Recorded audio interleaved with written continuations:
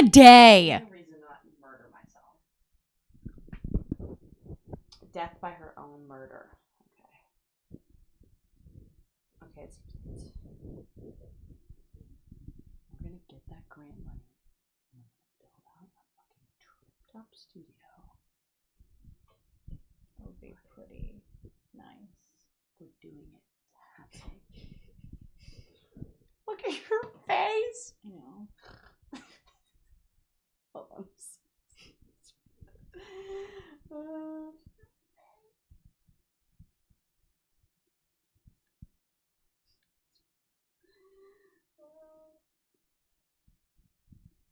Okay, I'm on.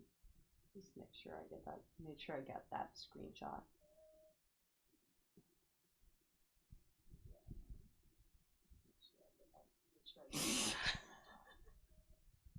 All right. I mean, you take any screenshot from the video, and it's not going to be flattering. You look like you're the soul has been sucked out of you. Well, because this is a nightmare. What's happening right now? Is it? Are we live? Yeah. Okay. Yeah. Okay. Cool.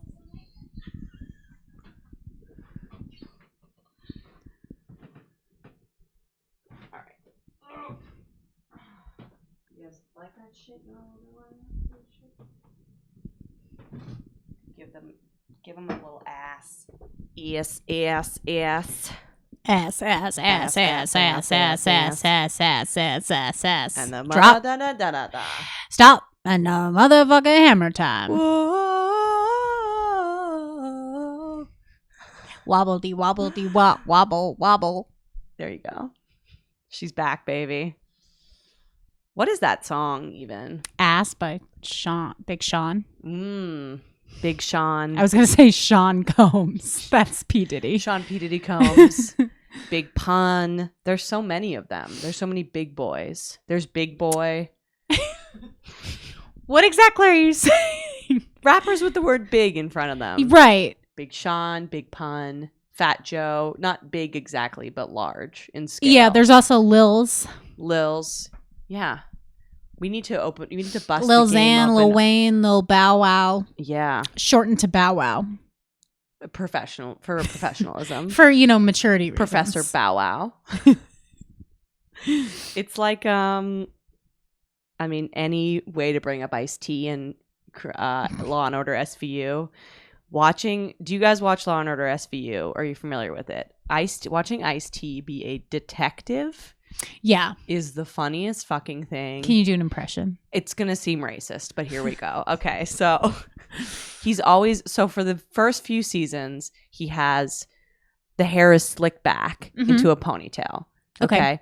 But it's very tight. It's tight, but the waves are in there. Yeah. So he looks like a seal. Like it's very wet and tight. I'm into that. Yes. And he's always wearing like a big puffy jacket. Like when he does undercover, I love when he does sting operations because he used to be in narcotics. So he knows how to play a drug dealer, right? Oh, what? Wait, so his backstory is he used to be a criminal? No, he was in narcotics. Like he was a narcotics cop. I thought you meant like he was on narcotics. Yeah. No. I just said narcotics. Sir, are you on narcotics? So he worked in narcotics. So whenever they need someone to play like a drug dealer, he throws on the puffy coat. He gets the ponytail ready. He puts on like a sideways hat. Yeah. And he's like, yo, man, where can I fucking get some? Yeah, where can I score? Exactly. Yeah. But he's such a bad actor. Yeah. It's incredible how bad he is. How do people get cast in this show? I guess that like it's cheesy, so everyone's a bad actor. Yeah, but like I just get confused because I'm like, there are so many good actors out there. Why don't you just hire them? I guess because you can't pay them that much. Don't come in here with your good actor bullshit. Do you know what show you're auditioning for? It's SVU, okay? It's not fucking Shakespeare's Hamlet. Jim Gaffigan plays a pedophile clown. Oh, that's funny. He's like a pedophile who performs as like a children's party entertainer. So like John Wayne Gacy. Yes, and he's like fat. I mean, he's healthier and not healthier. He's skinnier now. Yeah. But he was like, it's funny to watch people that like So SVU spans so long. So there's lots of actors in there that are like big deal people. But with like bit parts. Yeah. So like Jim Gaffigan was not a big deal when he was in there. He was like a struggling do you know comic. around what year it was? Maybe the early 2000s, late 90s, whatever. So He's been on forever. Yeah. 18 seasons. Damn. He looks like hot dog shit. It's what you got to do to make it in Hollywood. Yeah, and he's a clown, and they're like, okay, Chuckles, you said you were here, but based off of this, we see that you were at like a children's fair. And he's like, he's like playing up as like this weird sad pervert, like, you guys. And I'm like, that's Jim Gaffigan. Wow. That's like one of the most famous comedians in our industry. Yeah. And he's playing a bit part as a pedophile clown. That just shows you, stay in the game, man. Yeah, but like that's not even, at the time, that was probably huge for him. I think huge money wise. I think SVU was viewed as like everyone gets on it and it's a great like quick acting gig that you get. Yeah. Probably like a big credit. But it's on TV, you know? Yes, totally. Jamie says her rap name is Mine is Little Juicy. Cody Allen says Mediocre Fargo. All right. Nice. Jamie says, I'm depressed as fuck today and I need this. If you're depressed, what I recommend is start watching Law & Order SVU. I recommend let it take get over a your baby. Because when you look into that baby's eyes, steal someone's baby. Because I'm telling you, like when you look into that baby's eyes and you're just like, bah! And they're like, it's like the most amazing. It's stronger, I think, than lithium. Do you think lithium is an antidepressant? Isn't it? No, it's an antipsychotic. This is me being like, I know psych drugs. Okay, well, what drug am I looking for then? Lexapro, maybe? Yeah, Lexapro. Lexapro. That's what Dustin's on. Oh, that's fun. Yeah. And he has trouble coming because of it. I didn't ask if it was okay to say this, but I'm saying it anyways. It's medical. Yeah, totally. But when he does come, I feel like I've like extra achieved my goal. You've jumped over the hurdle that is the Lexapro. Yeah, I've drawn the nut out of him despite the pharmaceuticals standing in the way. I'm sure Slamdy feels the same way about making you come. Yes, but for me, what it is for me is when he started making me come, then we knew that I was getting more used to the medication. Oh, I see. Like it's not like sometimes he can make me come and sometimes he can't because of the medication. It's because it's like he couldn't for a while. Not like he couldn't. I couldn't come. Yeah. For a while, and then I got more used to it, and probably also like more comfortable with him. And also, he knew what to do. So I think it's like a combo of things, you know? A combo of moves. Yeah. Before a KO. It's a combo platter of sex. Of fucking sex. Are you guys still like new relationship energy where you're banging all the time? Yeah. Congrats, bro. Thanks. Let us gingerly touch our tips. Yes. Yeah, we're like banging all the time.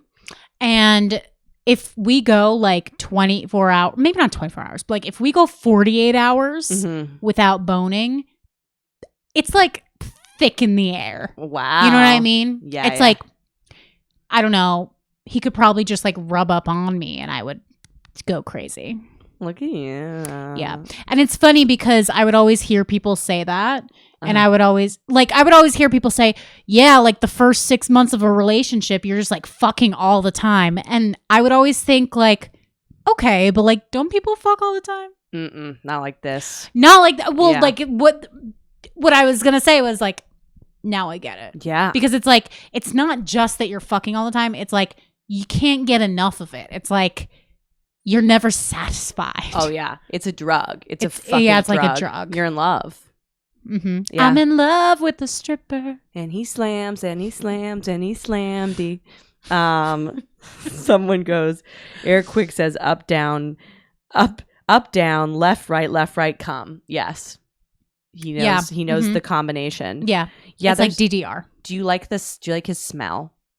Yeah. He's got a great smell. Yeah. It's the pheromones. They're rushing. Yeah, that's what I say. I say, I love your pheromones.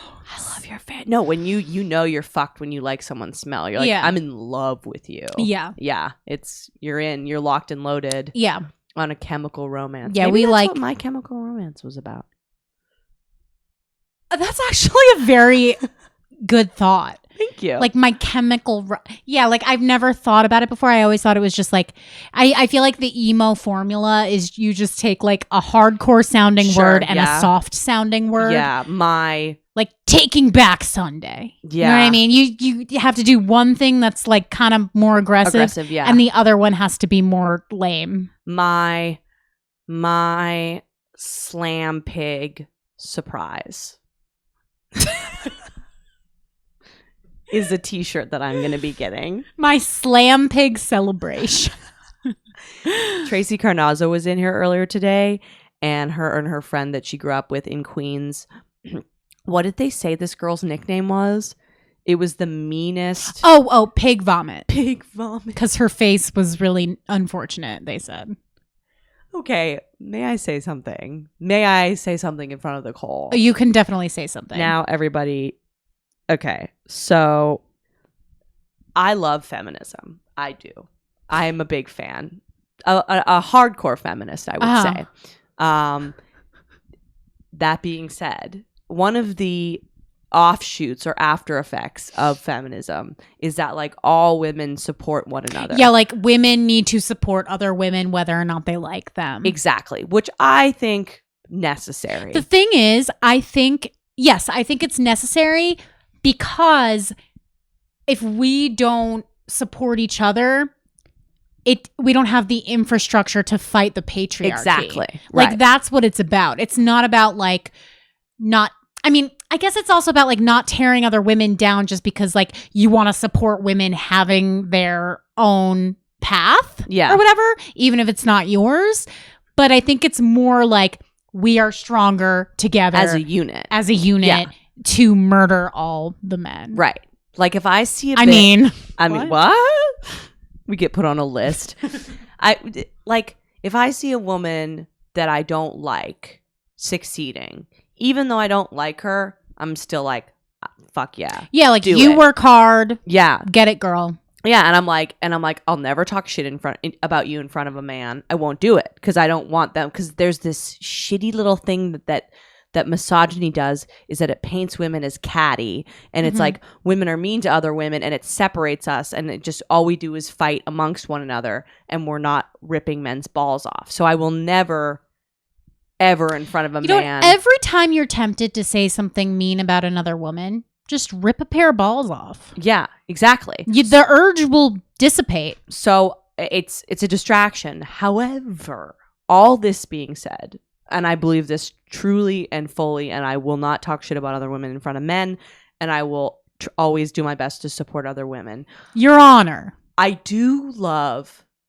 being bitchy about other women as a bonding experience because I was raised with that. Yeah. You know what I mean? Like, I know it's wrong and I try not to do it. But when Tracy Carnazzo called this girl pig barf and said she has a bad face, it like touched a part of me that was formed in middle school. You know? It's like I went to an all-girls school for like 11 years. I have like a black belt in bullying. But you don't think that you would have had the same reaction if she was saying that about a boy she grew up with? I would love it more. But there's something about female bullying. Crime.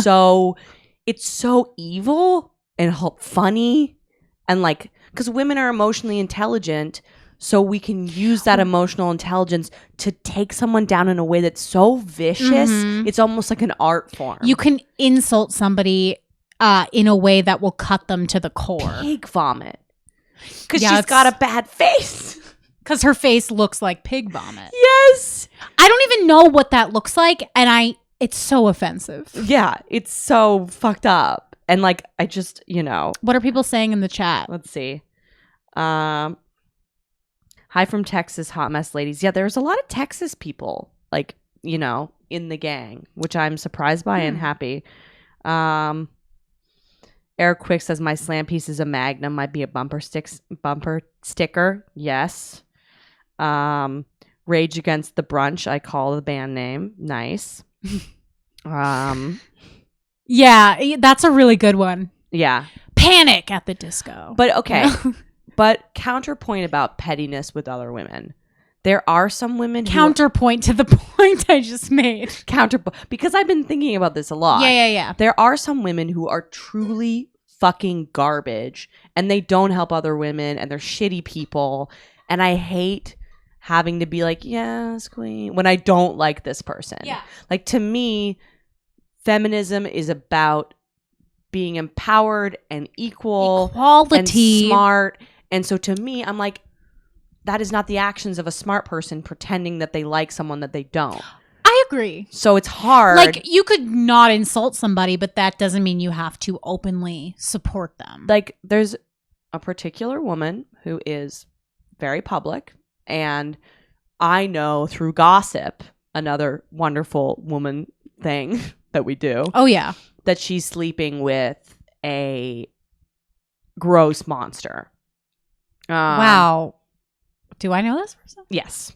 And I'm being like so vague because I'm scared. But she's sleeping with a gross monster. It's not my business. Oh, I know. Okay, I know exactly who you're talking about. It's not my business who people sleep with. No. I don't care.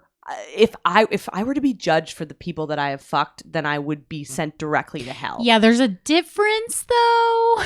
Well, the thing is, she defends this person, and it's weird. There's this weird tension between like, you should fuck whoever you want, you do wonderful things for people, and I don't care. You've only been good to me, and like, but then another part of me is like, fucking sack up and stop defending this piece of shit. Yeah. And it's like, but what are we gonna police each other? Like, I really don't know. That's frustrating. Yeah. Though. It's frustrating when you see it happen over and over, especially from somebody who you think is on the right side.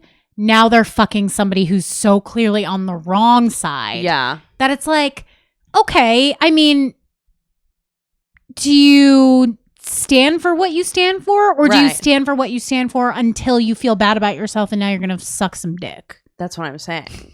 I know. It's very complicated because it's not my business who you fuck. It's not my business who you talk to, but it would be like, I guess it would be like if I started fucking Aziz Ansari. Yeah. That would be hilarious. I mean, it would be amazing. You know, I kind of want to do it. I'd be like, yeah, Emily's just fucking Aziz Ansari. And I'm not even saying like he's the worst, whatever, but like, that would be a good equivalent, like a more extreme equivalent would be like a Louis C.K., but like this is not that extreme. It's just like somebody who's it doesn't seem to be on the right side. Denise Hughes says, one day I'll look up from my phone and realize my kids have put me in a nursing home. I don't know what that is a reference to, but that is funny. I hope that does happen because that means that your kids are, you know, paying for you to like go to a nice facility. I'm sure. You know? What I was gonna say. Yeah, I don't know. We had a very cathartic evening in this room once where we both confessed to one another the women that we don't like in the business. And it was like, it felt like a blood pact of like. Yeah, but we were like insulting them not based on what we actually don't like about them. We were insulting like their faces. Yeah. Well, that's the thing, because whenever I insult another woman, I don't insult other women. I guess we were also saying like she's fake. She's a bad person. Yeah. Okay, a question for you guys. If someone is a bad person, like through and through, bullshit, is it okay to go after them for their looks? You can go after anybody for their look. The thing is, like, people cannot control what they look like. Yeah. But it is the meanest way to get to someone. That's what I'm saying. It's like we have the key to like that's gonna hurt them the most. Yeah. And I don't think it's right that that's what hurts them the most. I wish we lived in a world where looks didn't matter, because I don't know, it's so unbelievably biased how attractive people get everything that they want. It's like one of the ultimate privileges, but we do live in that world. So the way to fucking slash you the hardest is to go after your looks. Yeah. But then are you feeding into this whole thing? But the thing is, if I liked you as a person, then your bad looks wouldn't bother me. Of course. I mean, and also a lot of these people actually aren't even bad looking that we were like going after their looks. We're coming off like such villains right now. That's what, but I'm at. I wonder though. But they're not even that bad looking. No. The people that I'm thinking of, I don't even remember how many people there were or whatever. I remember like a select few. And they're not even bad looking. No. It's just like, I don't know. There's something about being like, yeah, you're fucking little scrunched up woodland creature face. Like, whatever it is. See, that's so fun. It's so fun. I know. But like, that's not what I don't like about them. Yeah, no. That's just... I only think that because I don't like them as a person. If I liked them as a person, I'd probably be like, they're cute little deer face. You know what I mean? Yeah. I don't know. Jamie Turner says, if they suck, it's a bonus when they're ugly outside too. Would you rather if somebody cheated on you? Wait, no, I'm changing my question. If somebody, like if Dustin broke up with you and then started dating someone new, would you rather it be someone uglier than you or better looking than you? Uglier. Me too. Yeah. I think that's most answers. I remember when that ex-boyfriend of mine brought a girl that he was cheating on me with to a show, and she was a big fucking weirdo. Yeah. I was so relieved that she wasn't like insanely hot. But that doesn't annoy you or like make you feel weird that they moved on to somebody that you perceive as like not as good as you? No, because I'm like, if you're cheating, you're cheating. You want to cheat. Right. You know? That's what you want to do. I don't know. The whole thing makes me sad no matter what, because I'm like, oh, you didn't respect or care enough about me to like let me know about this, or, you know. So, but women are so often criticized, and we're so all of our perceived power in society is drawn from our looks. So, you know, which is not, again, I don't agree with that, but that's how everything works. So to feel threatened by a beautiful woman is the result of growing up in the world that we live in. I try to not do that anymore. I try to, like, when I see a beautiful woman who I find who's like funny also, or smart, or I'm just like, she's so cool and that's great, you know? And I truly feel that more and more and more. But there is like leftover sort of like catty, like feelings of inadequacy. And I hate when I feel that way, but I do feel that way sometimes. It's like I would be lying if I was saying I don't see a beautiful, funny woman and I'm like, I'm so jealous. Yeah. Listen, looks don't last forever. I mean, they're beautiful elderly women, but you kind of you turn into a sack of wrinkly flesh anyway. I mean, yeah, that's age. Yeah, that's so natural. Who cares? Says, someone says, okay, so Jamie said if they suck, it's a bonus when they're ugly outside too, like Trump being an orange. Yes, I'm fully on board with people making fun of Trump's looks, but he doesn't care. No, he doesn't care about anything. Yeah. He's still the president. I can't believe it. Yeah. Well, you know what? If you guys have anyone you want to insult, listen, if there's a shitty person in here, pay Tracy Carnazzo to insult. There's something about the way that her like New York accent, Long Island cattiness, it just brought me back to like a middle school place. Mm-hmm. Yeah. Yeah. Yeah. I never called anyone pig vomit though. To be clear, I didn't. I actually don't think I was that mean. I wasn't mean either. No, I was for a period. I was bullied and I also got bullied. So I have been on. You bullied. Yes. You bullied and you also got bullied? Yes. I more so got bullied than. I had a brief period where I was on top, and boy, did I abuse that power. And then you fell from grace. And then I fell from grace. You fell from diarrhea grace. Where are you, diarrhea grace? So sad. I miss you. Yeah, well, it's over. I know. It's over. Do you want to do your hot mess moment of the week? Yes. Jamie says, I got called Lino Lezzy in school at a big chain. And what's Lino Lezzy? Leno Lezzy. Oh. I don't get it. Okay, so at school a lot, big chin, and I guess a lesbian, Leno Lezzy. See, like Jay Leno. The creativity of that is funny. That is so, it's like, I don't even know where you get, I guess, like, because of the alliteration. Kids are so mean in a creative way. And I find it's like when you see a group of teenagers on the train and they're fucking roasting each other, and you're like, that is the funniest and meanest thing I've ever heard. Yeah. It's like they have no I'm uncomfortable with it. But I'm like oh my God. I've changed cars. Yeah, because I feel like they're going to turn around and make fun of me. And start making fun of me. Yeah. Exactly. Like, I am still very intimidated by middle school age children. Yes, they're the most savage. They're horrible. Yeah, I got called a lesbian. Yeah, now to be clear, I was not like a bully my entire school career, but I just, especially since I went to an all-girls school, I saw the craft being done. The girl politics. Yeah, and I would be like, wow, this is fucking evil shit. Yeah. My hot mess moment of the week. Let's see. I'm trying to think. It's been such a long week. I mean, Law & Order SVU has been ruining my life. Yeah, so what season are you on? 10. 10. I'm on season 10. So you're 10. Like only a little more than halfway done. Yeah.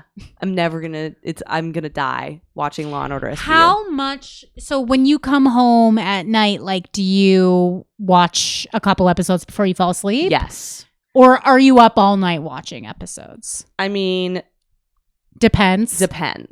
If I'm so tired, I'm falling asleep to it.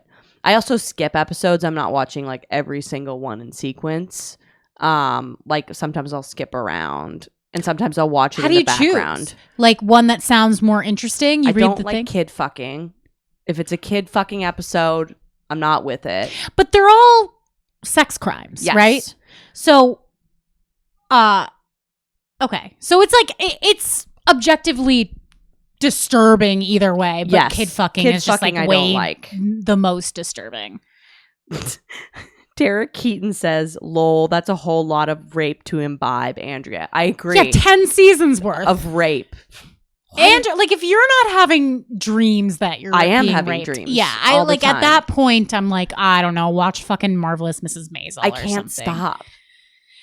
I'm addicted to horribleness. Yeah. Like, I love it. I have to always be in it somehow. I'm always researching some horrible thing. Would you alternate? Would you like to choose a different show and alternate so that it dilutes the sex criminal stuff a little bit? No, because I know I got to get it over with. Because I'm never going to stop till I finish it. Over. So now it's like you're plowing through. Yes. You're like, I need to get to the end. Yes, because I'm like, I can't. It has to end. That is so unhealthy. And it's not. I know. There's something very wrong with my brain. Yeah. I think it's... I feel like that's not that uncommon, though, because I guess that's like what binge listening was born out of. This like wanting to consume... To finish everything at once. Yeah. But for me, like I'll have a few shows that I'm watching at once, and it keeps me from going two balls deep into one. Yeah. I can't turn it off. I can't stop. I can't stop, won't stop. Ice-T is the man in my life right now. I have a boyfriend, but truly, I'm consistently... You probably know Ice-T more intimately than you have in many relationships. Can I tell you this? Okay. This is my truly hot mess. I'm about to cry right now. There's a hot mess moment. This is my hot mess moment of the month. There was an episode of Law & Order SVU where Detective Olivia Benson, who is the female lead, Mariska Hargitay, and as you know, people stan her hard. People love her, and I know I'm in too. Like, I've never seen the show, and I know that she is the queen. Yeah, I want a shirt with her face on it. I'm in love with her. So, because she's what's so great about her? She's loving. Okay, she comes out of a traumatic background. She cares about the victims. Mm-hmm. She's fucking like. She takes no shit. She puts her heart and soul into her work, but she's also like a badass. Yes. She takes no bullshit. She's always getting cool, more and more lesbian haircuts. Like she's got like a very pixie layered cut for a while. Yeah. She's She's got like big lips, and there's DSL. Yeah, there's a lot of lipstick, and I like it. Always a smoky eye. I think I'm sexually attracted to Detective Olivia Benson as I'm talking about it. So she and her partner. This is so sad. Her partner, Elliot Stabler, is like a New York City cop guy, like from Queens. The dad was a cop. He's like blue collar, kind of homophobic. No, like pushes Your down classic cop, pushing down feelings, but heart of gold, right? Okay, heart of gold. So they just have this relationship that's so beautiful. They don't fall in love, though. No, they're partners. Is there any falling in love between the people? Not really between the cast. For Olivia goes undercover for a while. This is so sad. And a new lady cop comes in to be his partner for a while, and they hook up because he's divorced for a minute. He has like 7,000 kids because he's Catholic. But 10,000. He has 5 kids. It's crazy. Okay, put a rubber on Detective Elliot Stabler. So then Stabler's wife gets pregnant again. But they're 6th? Yes. Olivia is driving, because Olivia's the best. Olivia's driving his wife to one of her tests because he can't go. He's like, I can't take my pregnant wife to the thing. And she's like, I fucking got this. I'm Olivia Benson. I have a pixie cut. I'm there for you, bitch. So she's driving the wife to a doctor's appointment. A drunk driver hits them in the car. Oh my God. I'm crying already. I'm crying genuine. I'm about to cry right now. Genuine tears. I'm like, is Stabler's wife gonna make it? Is Olivia okay? She's pregnant. The wife is pinned down by another car, and she lose the baby. She did not lose the baby. It's gonna be okay. I know this is very tense. Okay, so the wife is pinned down by the car. Olivia Benson like wakes up and is like, oh my God. She's like, I need a bus. That's what they say when they need a ambulance. Cop down on 13th and blah blah blah. I need a bus ASAP. Blah blah blah. She just got hit by a car, but she's Olivia Benson. It's not about her. It's about the victim. Yeah, of course. She's about the victim. Of course. So then all the like cop cars are coming. Elliot gets on the phone. He's on a chopper back to New York, and like his girls are in a car crash. How is this leading up to your hot mess moment? Because I'm already crying. So now tensions are high. Is she gonna die? Is Olivia Benson gonna die? Then like they're trying to like carve the car open. She gets back in the car. I'm crying. This is happening. Yeah, I'm crying. She gets back in the car and she's like holding Stabler's pregnant wife and like giving her an IV and like holding her neck. Then she goes into labor. And I'm like, this is the most beautiful. She goes into labor like from the shock of the thing. And Olivia's like holding her hand. And I started bawling. I'm crying right now. You can see the tears in my eyes. I'm crying right now at this beautiful female bonding moment. She's crying. I'm crying. This is... Someone needs to call a therapist because it was just, I was crying. And I'm laughing. I'm just letting it happen.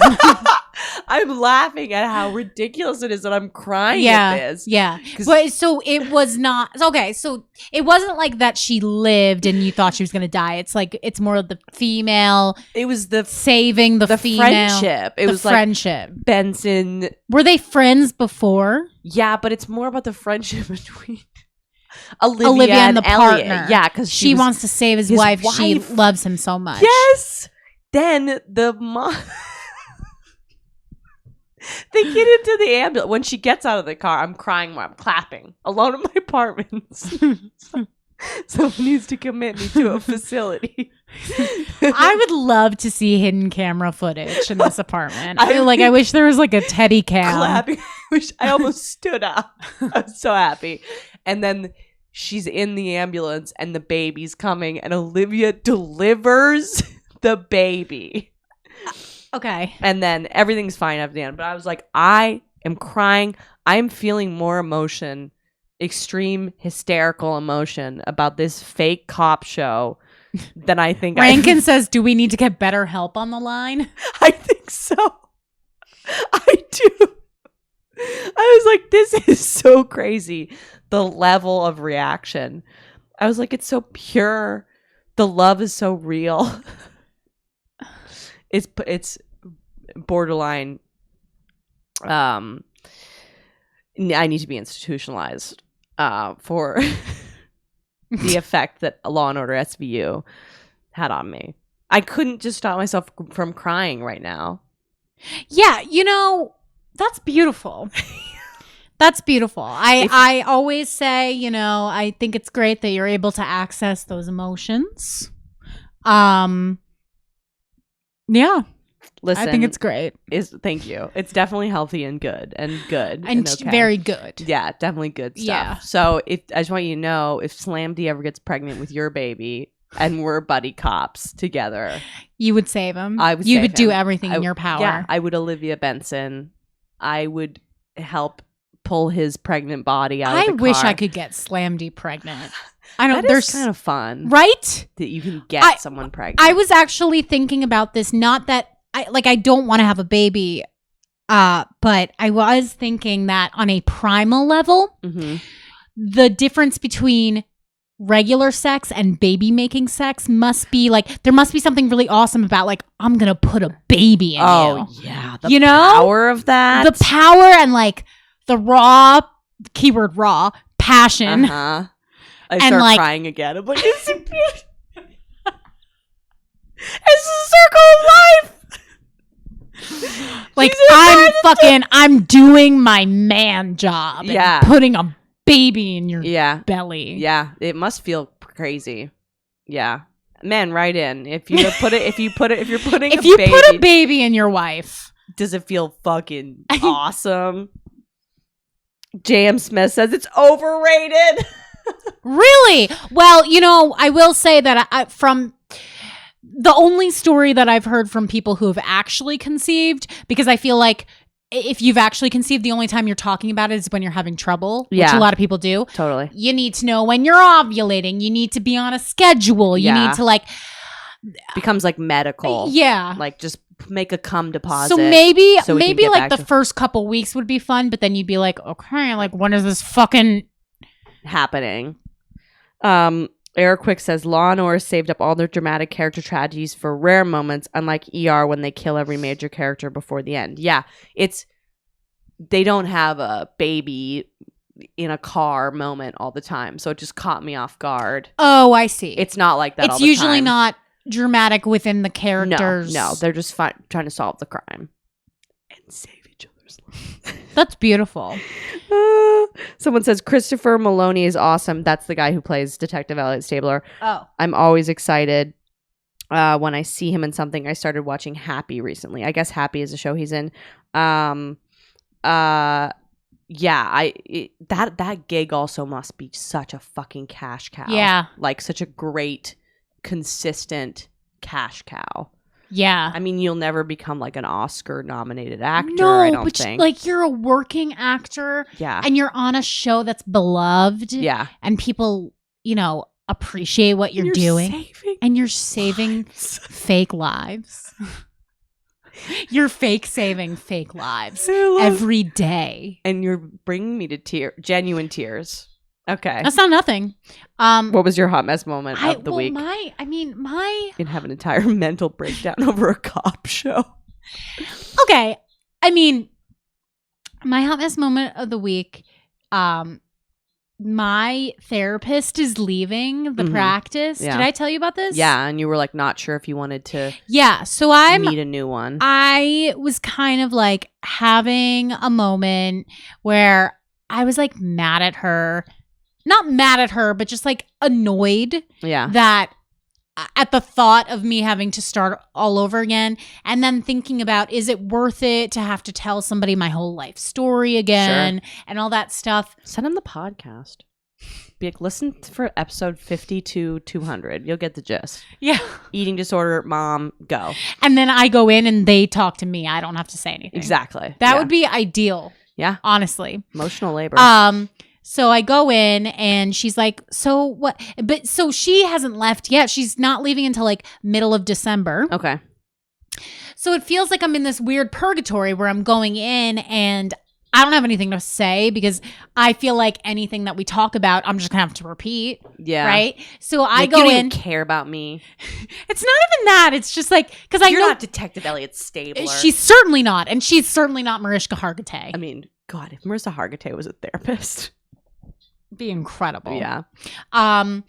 So. I go in and I'm already like standoffish towards her? Yeah, like I'm already salty about like even going in. I'm like, do I call in sick? Like this is pointless. Like what's the point? What even is the point of what's the point? Mom? So I go in and she's like, what's going on? And I was like, I don't know. Like I honestly don't really have anything to say because I just feel like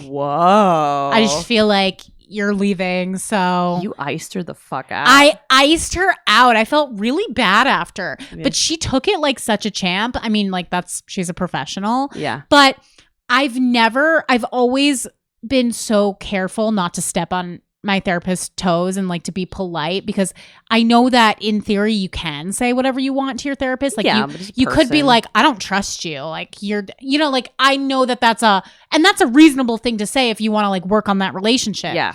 But I don't know. I just always want to be polite. Yeah. I get that. But this was the first instance of me being like, I don't fucking know. Like, do we really need to do this? Cause like you're leaving, so I just feel like anything I say, it's kind of like pointless. We're so insane, both of us. Sometimes I think we're getting better. I'm like, no, we're not. It's just moving into a different, like it's just, we're squishing it around. It's like, I mean, we are getting better, but it's like when you try to fix like your comforter, like when it's like too much in one area, and so you try to bang it out, but then it just ends up on the other side. Yeah, I mean, peaks and valleys. Recovery is not linear. Yeah. And it ended up being good because she explained to me, what the transfer process would be like and how she takes like pretty detailed notes after each session about like what we talked about. She doesn't go into that much detail. Would you die to see what those notes say? She read some to me. So oh my God, that's how I know. Jealous. That's how I know because she'll write things like full paragraphs. Yeah. Like we discussed today this bitch fucking broke up with me. She'll write things like today we discussed more about like her family dynamic, how like in this year through this year, like things were like that. So it's like, it's not every detail, but it's detailed enough that you can kind of get a sense of what the issues are and what the dynamics are. So that made me feel a little bit better, actually. Yeah. But that being said, I still am not sure. I'm going to see who they transfer me to. And then if I don't like them, then maybe I just will take some time off. Take a little break. Yeah. Yeah. It's good to take breaks. Because I'm still taking my medication and I feel like it's helped me a lot. And now everything that I go in for is way more micro. Yeah. Like it was probably a little over a year ago that I started at this it's a clinic. So like that's another thing. That's just like kind of the way clinics work. They don't really retain their therapists that well. Yeah. So I already switched once. I had started out with one woman and she left a couple months in. Yeah. And then I had this therapist and now she's leaving. I feel like the turnover rate is pretty high because the clinic is not the best place to work. Yeah. And that's what it is, Sure. So I think like taking the medication, realizing like what the red flags are for when I become anxious and like having like basic tools in my toolbox. Oh, totally. Well, I also feel like when you first go to therapy, everything is coming out. Like the ocean is released and you drown your therapist in sorrow. And then you slowly work through the big shit. And that's always going to be the most intense therapy I feel like you probably will do is in the beginning because it's like years and years of unresolved shit. And you don't even know how to begin sorting through it. Yeah. So once you've done that, I think it is easier to sort of like take a break or maybe do a less intensive, I think it obviously changes from person to person, but I do think there is something like I was in intensive therapy for over a year or so and I ended up stopping because my mom was paying for it and I didn't want to like have that relationship where my mom paid for that anymore, which ironically was like out of a place of healthiness of like, I can't accept money because then strings are attached. Yeah. But I only did that when I was like, oh, I feel comfortable. Like I go to group meetings, like I'll go to an AA meeting this Saturday. Like I will go to upkeep things on a semi-regular basis, especially because I do recognize when I am crying at Law and Order SVU, then homegirl's got to go to an AA like, meeting. Maybe this is coming from another place. Yeah, totally. But the thing is, you do have the tools now, for sure, and you do have the medication that. And I have people I can talk to. Like it's not a situation that's so dire in that like I have nobody I can talk to. Yeah, like I can always talk to you, and you have a pretty like. Yeah, you got your anchors. Yeah, you'll be fine. Yeah. All right. So breaking keep you up posted. With therapist. My favorite comment from Blaine is crazy never dies. It just changes forms, kind of like energy.